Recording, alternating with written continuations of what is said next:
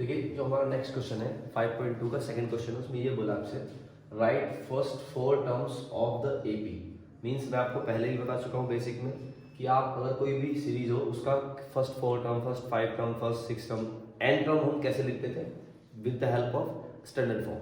और उसके लिए क्या जरूरी होता है, आपको ए और डी दोनों ही आपको गिवन है। ए की वैल्यू 10 दी है, डी की वैल्यू 10 दी है। देखिए क्या करेंगे, उसने बोला फर्स्ट फोर टर्म्स लिखने।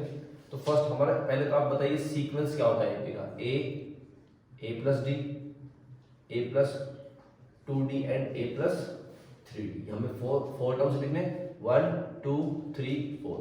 बस वैल्यू रख दीजिए। ए की वैल्यू कितनी है 10, यहाँ 10 प्लस 10, यहाँ 10 प्लस 2 इंटू 10, यहाँ 10 प्लस 3 इंटू 10। ओके, सॉल्व कर लो। 10 20 30 एंड 40। तो आपके फर्स्ट फोर टर्म्स ये रहे।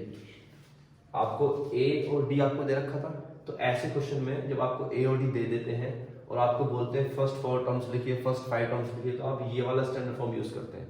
जितने टर्म्स आपसे पूछे हो आप उतने तक चले जाइए, ठीक है। फॉर्मूला यही होता है। ओके, चलिए इसको देखिए, नेक्स्ट क्वेश्चन करते हैं।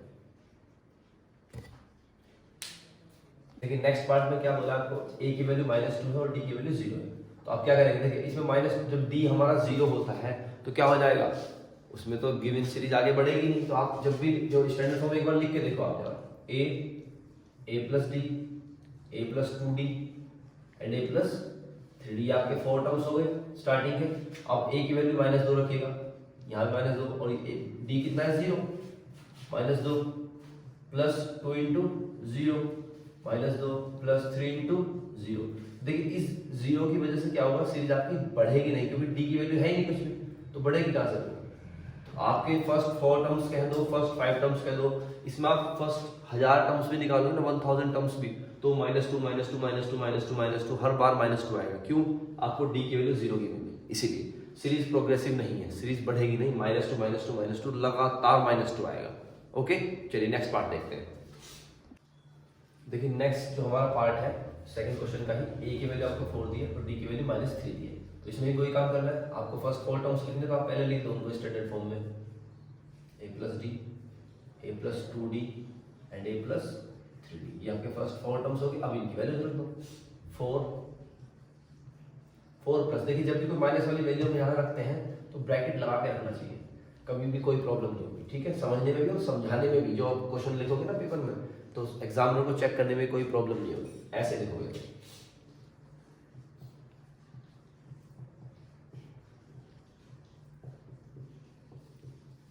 अब ये सॉल्व कर लीजिए। देखिए ए 4 है, 4 -3, 4 -6, 4 -9, तो वैल्यू बनेगी 4 1 एंड -2 एंड -5। तो देखिए 1 2 3 4 फोर टर्म्स हो गए आपके।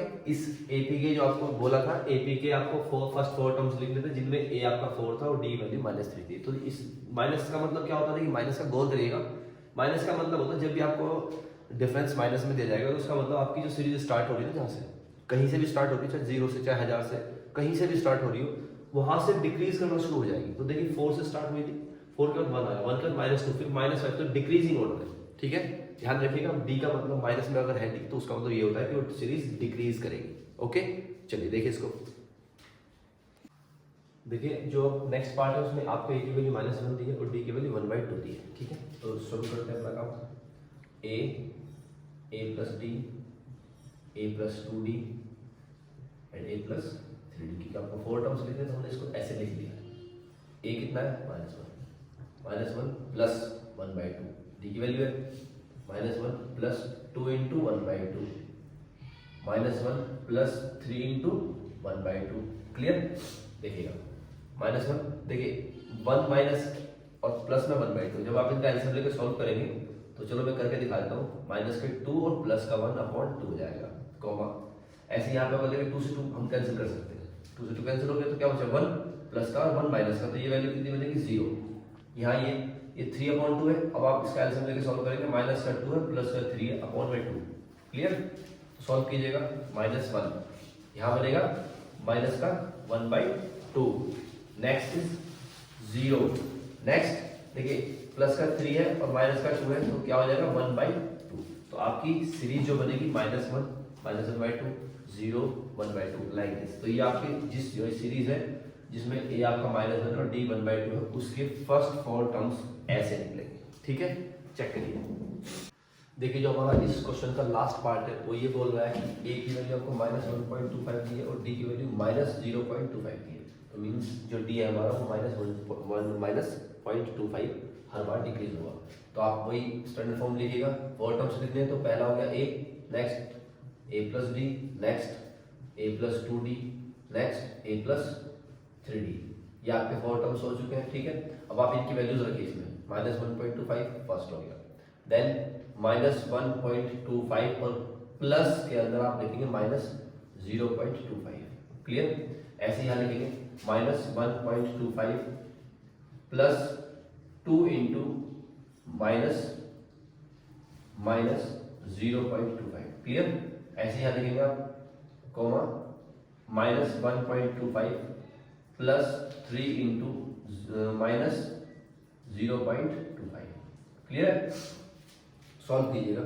-1.25 एज इट इज रहेगा।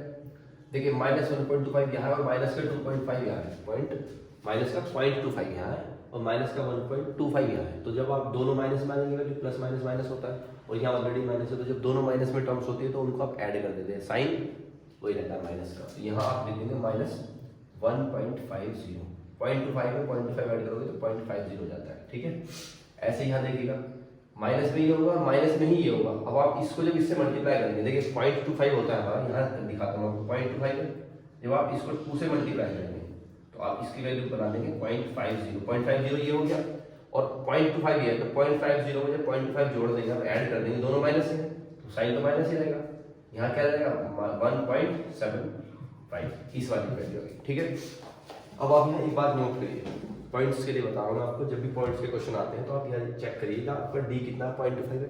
तो मतलब हर बार 0.25 फिर 0.50 फिर 0.75 हो रहा है, तो हर बार ये क्या हो रहा है माइनस में ही आप ऊपर जा रहे हैं माइनस में।